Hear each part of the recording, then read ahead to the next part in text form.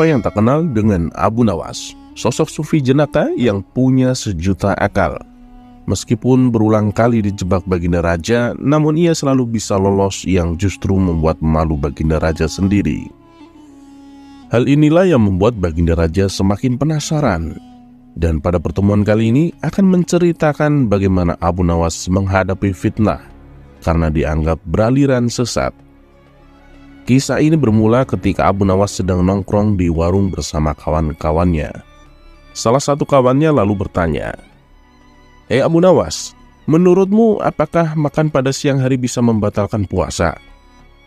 Abu Nawas menjawab, "Masa kayak gitu saja kalian tidak tahu? Ya tentu saja puasanya batal lah." "Oh begitu ya. Begini Abu Nawas, kamu kan terkenal cerdik.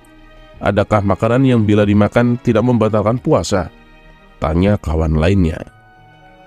"Ada, yaitu makanan asli langsung dari surga. Kalian bebas memakannya sampai kenyang," jawab Abu Nawas. "Itu sih mustahil Abu Nawas. Yang saya tanyakan makanan yang di dunia ini," timbal kawannya. "Tentu saja ada, yaitu ayam bakar dan sop kambing. Tapi ada syaratnya, kalian memakannya saat dalam mimpi," balas Abu Nawas. Seketika itu mereka semua tertawa terpingkal-pingkal. Rupanya saat Abu Nawas berkata demikian, terdengar oleh salah satu menteri istana yang kebetulan melintas di tempat itu. Ia pun segera melaporkannya kepada baginda raja. "Paduka yang mulia, Abu Nawas telah berfatwa yang melanggar syariat Islam," kata sang menteri memberitahu. "Memangnya apa yang dia katakan?" tanya baginda raja. "Dia bilang kalau makan saat siang hari di bulan puasa tidak membatalkan puasa, Paduka," lapor sang menteri. "Kurang ajar Abu Nawas, dia berani mempermainkan hukum agama," geram baginda raja. Ternyata sang menteri telah salah paham karena yang ia dengar tidak seutuhnya. "Paduka yang mulia, saya punya cara untuk membuktikan kesesatan Abu Nawas. Dengan begitu, Paduka bisa langsung menghukumnya," kata sang menteri. "Oh ya? Apa rencanamu?" tanya baginda raja. "Jadi saya akan berpura-pura mati dan suruh Abu Nawas untuk sholat jenazah. Biasanya orang yang beraliran sesat, sholatnya pasti beda dengan ajaran Islam," ujar sang menteri. "Baik, saya setuju dengan rencanamu," sahut baginda raja. Pada keesokan harinya, rencana pun disusun dengan matang. Lalu dipanggillah Abu Nawas ke istana. Beberapa pengawal istana lalu mendatangi rumahnya Abu Nawas. "Tuan Abu, Anda diperintah datang ke istana," kata salah satu pengawal. "Memangnya ada kepentingan apa ya?" tanya Abu Nawas.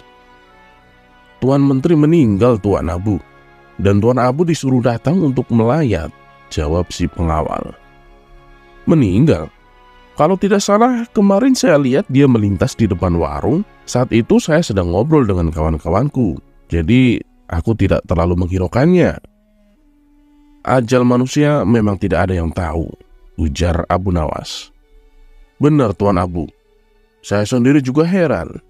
Padahal kemarin saya lihat dia melaporkan Tuan Abu ke baginda raja karena dianggap beraliran sesat. Tapi sehari setelah itu dia ternyata meninggal," timbal si pengawal. "Sesat? Sesat bagaimana maksudnya?" tanya Abu Nawas. "Tuan Menteri bilang kalau Tuan Abu menghalalkan makan di siang hari saat bulan puasa," kata si pengawal memberitahu. "Oh, ya sudahlah, orangnya juga sudah mati toh. Ayo kita ke istana sekarang," ajak Abu Nawas. Singkat cerita, sampailah Abu Nawas ke istana. Ketika ia memasuki aula kerajaan, terlihat sosok jenazah di dalam keranda. Tapi yang membuat Abu Nawas curiga, kenapa kerabat keluarga sang menteri tidak ada yang hadir, terutama istri dan anak-anaknya. Kemudian baginda raja menyuruh Abu Nawas untuk segera mensolati jenazah sang menteri. "Mari Paduka, kita sholat bersama-sama saja," ajak Abu Nawas. "Kamu saja Abu Nawas, aku sudah mensolatinya," tolak baginda raja. Ini tidak seperti biasanya. Padahal setiap kali ada pejabat istana yang meninggal, Baginda Raja pasti sholat jenazah bersamaku, kata Abu Nawas dalam hati. Hal ini membuatnya semakin bertambah curiga. Pasti ada sesuatu yang tidak beres, pikir Abu Nawas. Akhirnya Abu Nawas pun sholat jenazah sendirian. Dan tiba-tiba saat ia sholat jenazah, Abu Nawas menambahkan ruku dan sujud. Setelah selesai menjalankan sholat jenazah, Baginda Raja pun kemudian berkata, "Hei Abu Nawas, kenapa kau menambah ruku dan sujud? Itu menyalahi aturan agama." Dengan entengnya, Abu Nawas pun membalas, "Saya tahu Paduka, tapi dosa menteri ini sangat banyak. Dosanya tidak akan terampuni kalau cara sholat jenazahnya biasa saja. Coba Paduka Raja pikirkan, dia telah memfitnah saya beraliran sesat, padahal dia tidak mendengarnya secara utuh." Kemudian Abu Nawas menjelaskan duduk permasalahan yang sebenarnya. Mendengar hal itu, Tuan Menteri yang berpura-pura mati langsung bangkit berdiri. "Kurang ajar kau Abu Nawas, justru kamu yang dosanya sangat banyak," bentak Tuan Menteri.